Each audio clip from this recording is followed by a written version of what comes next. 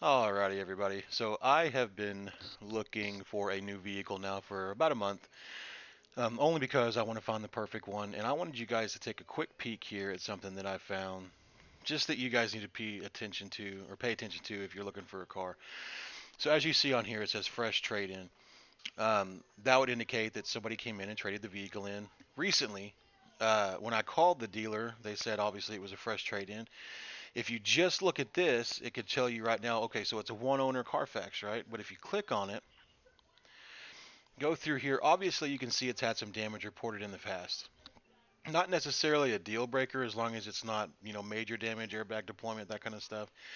But the biggest thing is right here. This vehicle was not owned by a person. It was owned by a rental company like Hertz or, something like that.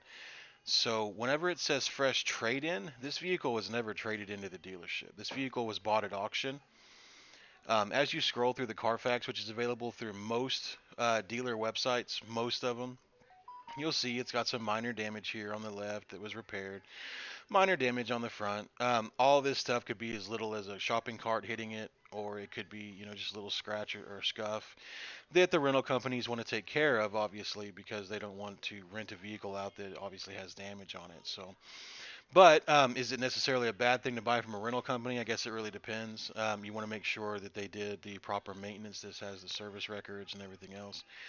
But yeah, whenever you see something on a dealership website that does seem like, oh man, this thing's a fresh trade-in or whatever else it is, you definitely want to do your back research on your end just to make sure that they're being on the up and up.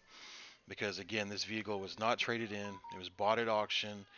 Nowadays, that doesn't necessarily mean it was cheaper, but it obviously means that the vehicle wasn't traded in by a person. So over the last couple of weeks, I have run into several vehicles that are either severely damaged, branded titles, or it'll show a price right here, but when you call, they're like, "Oh, that doesn't include the addendums."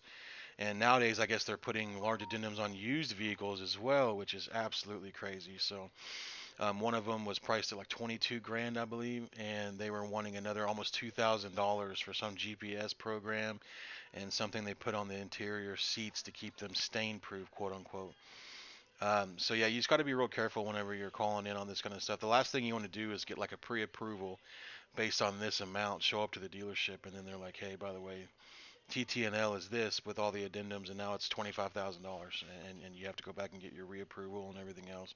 It's a real pain in the butt. So, but yeah, if you guys have any questions on the process of buying a vehicle, I worked in the industry for about 12 years, and so buying a pre-owned vehicle is something new for me. I've always bought new in the past, but right now with the price of new vehicles and the depreciation after you buy them, it makes zero sense to buy a new vehicle.